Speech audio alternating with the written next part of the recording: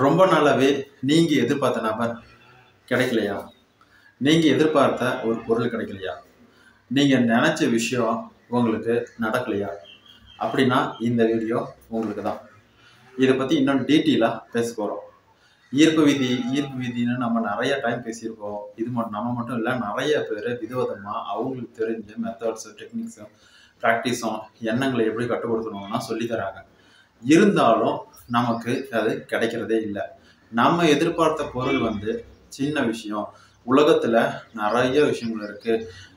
கடவுள் உலகத்தையே படைச்சாரு. அப்படி படைச்ச கடவுள் உங்ககிட்ட உங்களோட சின்ன ஆசைகளை நிறைவேற்ற முடியாதா? இந்த மாதிரி நிறைய மோட்டிவேட்டட் ஆகிற மாதிரி நிறைய வீடியோக்கள் இருக்கு. நிறைய பேர் விதவிதமா பேசியிருக்கலாம். அவங்களும் ஒவ்வொரு மாதிரியான கொள்கைகளும் மெத்தட்ஸையும் சொல்லி கொடுத்துருப்பாங்க. நிறைய சக்சஸும் நடந்திருக்கும். ஆனா உங்களுக்கு ஏன் இன்னும் நடக்கல? இந்த கேள்வி உங்களுக்கு நிறைய டைம் இருந்துகிட்டு தான் இருக்கு. ஓகே, சரி. இதை பத்தி இன்னும் டீட்டெயிலா நம்ம இந்த சேனல்ல பேசலாம். அதுக்கு முன்னாடி இந்த சேனல்ல சப்ஸ்கிரைப் பண்ணாம பாக்குறீங்க அப்படின்னா சப்ஸ்கிரைப் பண்ணிட்டு பெல் ஐக்கானை கிளிக் பண்ணிக்கோங்க. அப்புறம் இந்த வீடியோ பிடிச்சிருந்தது அப்படின்னா லைக் பண்ணுங்க, மற்றவங்க ஷேர் பண்ணுங்க, முக்கியமா கமெண்ட் பண்ணுங்க. என்னோட வாட்ஸ்அப் நம்பர் டிஸ்கிரிப்ஷன்ல இருக்கு. உங்களுக்கு சக்சஸ் ஸ்டோரிஸ் இருந்தது அப்படின்னா என்னோட வாட்ஸ்அப் நம்பர்ல ஒரு ரெக்கார்ட் ஆடியோ மெசேஜை ரெக்கார்ட் பண்ணி சென்ட் பண்ணுங்க.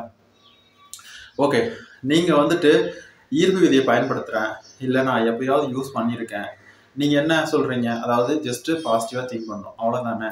நினைச்சா கிடைக்கும், இதுதானே ஈர்ப்பு விதி. சரி, இதை நான் நிறைய பண்ணிக்கிட்டு தான் இருக்கேன். அப்படி இருந்தாலும் ஏன் கிடைக்கல அப்படிங்கிற கேள்வி உங்க ஆள் மனசுல இருந்துகிட்டு தான் இருக்கும். இந்த கேள்வி ரொம்ப ஆழமா பதிஞ்சிருக்கும், பல முறை கேட்டிருப்பீங்க. ஓகே, அதுக்கான பதில் தான் இது. அதாவது நீங்க பிரபஞ்சத்துக்கிட்ட எப்படி கேட்கணும் அப்படிங்கறதே உங்களுக்கு தெரியல.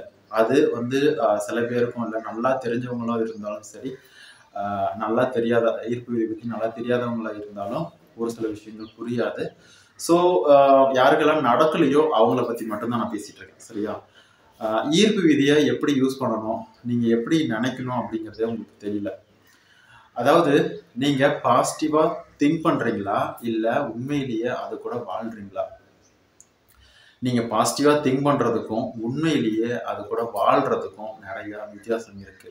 அதாவது பாசிட்டிவா கேட்குறீங்க, அதாவது எனக்கு வேணும், இந்த நபர் எனக்கு வேணும், இந்த வேலை எனக்கு வேணும், இந்த இடத்துல வீடு கட்டணும், இந்த மாதிரி சொகுசான பணம் நிறைஞ்ச வாழ்க்கை எனக்கு வேணும் அப்படின்னு கேட்குறீங்களா? ஓகே, நான் மறுபடியும் சொல்றேன். இப்ப பேசிட்டு இருக்கிறது யாருக்கெல்லாம் ஈர்ப்பு விதி ஒர்க் ஆகல அப்படிங்கிறவங்களுக்கு தான். சரியா? அதாவது சக்சஸ் ஆகுது அப்படின்னா நீங்க பார்க்க வேணாம்னு அர்த்தம் இல்லை. நீங்க ஏதாவது ஒரு தப்பு பண்றீங்க அப்படின்னா அதை நீங்க திருத்திக்கலாம். அதாவது நீங்க கேட்கறதுக்கும் அது கூட வாழ்றதுக்கும் நிறைய வித்தியாசம் இருக்கு. அதாவது நீங்க கேட்குறீங்க அப்படின்னா அந்த நபர் எப்படி இருப்பாங்க? அதாவது என்கிட்ட இல்லை, அந்த விஷயம் கிடைச்சா நல்லா இருக்கும், இல்லைன்னா அது வரைக்கும் நான் ரொம்ப டவுனா பேடா நெகட்டிவா தான் சோகமாக தான் ஃபீல் பண்ணிட்டு இருக்கிறேன், இப்படிதான் இருப்பாங்க. இது உண்மைதான். அதே மாதிரி அது கூட வாழ்றவங்க அவங்க எப்படி இருப்பாங்க? இப்ப நான் பணக்காரனா ஆகணும் அப்படின்னா நான் இப்பவே பணக்காரனா தான் இருக்கேன். நான் என்கிட்ட இருக்கக்கூடிய கொஞ்சம் காசுல நான் புது ட்ரெஸ் வாங்கிக்கிறேன், ரொம்ப நீட்டா ட்ரெஸ் பண்ணிக்கிறேன், சென்ட்டு, அலங்காரம், மேக்கப்பு, பிடிச்ச ஷூ. நான் எப்படி ஒரு பணக்காரன் இருப்பானோ அந்த மாதிரி ஒரு கோட் ஷூட் போட்டு தான் இருக்கேன்.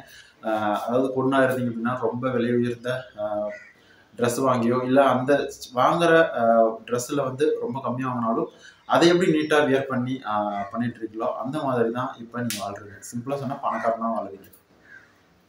அதுதான் வாழ்றது அப்படிங்கிறது. அதாவது நீங்க எதிர்பார்த்த ஒரு விஷயத்துக்குடைய வாழ்றது. அதாவது உங்க ஒரு நபர் வேணும் அப்படின்னா அந்த நபர் உங்க கூட இருந்தா எப்படி இருக்கும், என்னென்னலாம் ஃபீல் பண்ணுவீங்க? அதாவது இப்போ ரொம்ப சோகமா கவலையா அப்படியா இருப்பீங்க? அந்த நபர் உங்ககிட்ட இருந்தா ரொம்ப ஹாப்பியா சந்தோஷமா எங்கெல்லாம் போகலாம், எங்கெல்லாம் என்னென்னலாம் டைம் ஸ்பெண்ட் பண்ணலாம், எங்கெல்லாம் பேசல, எங்க போய் என்ன பேசலாம் அப்படிங்கிற மாதிரி தானே பிளான் பண்ணுவீங்க. ஸோ இதுதான் வாழ்றது அப்படிங்கிறது. ஸோ இதுக்கும் இப்போ புரியுதா? பாசிட்டிவா கேட்கறதுக்கும் நம்ம ஒரு விஷயத்து கூட வாழ்றதுக்கும் என்ன வித்தியாசம் அப்படின்னு. அதாவது ஒவ்வொரு விஷயங்களுமே டிஃப்ரென்ஸ் இருக்கும். சரியா? நீங்க எதிர்பார்க்குற விஷயங்களை அடைய முடியாததுக்கு இதுதான் மெயின் காரணம். இனிமேலாவது நீங்க எதிர்பார்க்கக்கூடிய விஷயங்களை கேட்குறீங்களா, இல்லை அது கூட வாழ்றீங்களா அப்படிங்கிறத புரிஞ்சுக்கோங்க. அதாவது உங்களுக்கு எதுவுமே நடக்கலை, எனக்கு கேட்டாவே போதும் எல்லாமே நடந்தது அப்படின்னா ஓகே. எனக்கு அப்படிலாம் எதுவும் நடக்க மாட்டேங்குது, இருந்தாலும் லா ஆஃப் அட்ராக்ஷன் நம்பிக்கை இருக்குது, எனக்கு பிடிச்ச நபர் லவ்வர் எல்லாமே வந்து வருவாங்கன்னு நம்பிக்கை இருக்குது அப்படின்னா, ஆனால் அது எப்போ நடக்கும்னு தெரியல அப்படின்னு கேட்குறீங்கன்னா, நீங்கள் அவங்க கூட வாழ்கிற மாதிரி ஃபீல் பண்ணுங்கள். அதாவது ஒரு வீடாக இருக்கட்டும், பணக்கார வாழ்க்கையாக இருக்கட்டும், சந்தோஷமான லைஃப் எதிர்பார்க்குறீங்க அப்படின்னாலும், இல்லை உங்களோட வேலை இல்லை அப்படின்னா மேக்ஸிமம் ரிலேஷன்ஷிப் ப்ராப்ளமாக தான் இருக்கும். ஸோ அவங்க கூட நீங்கள் இப்படி இருந்திருந்தா என்னென்னலாம் பண்ணுவீங்க அப்படிங்கிறத நீங்கள் நினச்சி பாருங்கள். இல்லை அப்படின்னா என்னால் பண்ண முடியல அப்படின்னா, இதுக்கு முன்னாடி அவங்க கூட இருந்திருக்கீங்களா அப்படின்னு பாருங்கள். அப்படி இருந்தீங்கன்னா அந்த பழைய ஞாபகங்களை வர வச்சுக்கோங்க. எப்போவுமே சந்தோஷமாக ஹாப்பியாக, அதாவது 2 மணி தான் சந்தோஷமாக இருக்கும்போது நீங்கள் நிறைய சந்தோஷத்தை இருப்பீங்க. சரியா? இருப்பீங்க. அதுதான் உண்மை. ஸோ நீங்கள் வந்து ட்ரை பண்ணுங்கள். உங்களுக்கு கண்டிப்பாக எல்லா விஷயங்களுமே நடக்கும். ரொம்ப நன்றி. வணக்கம்.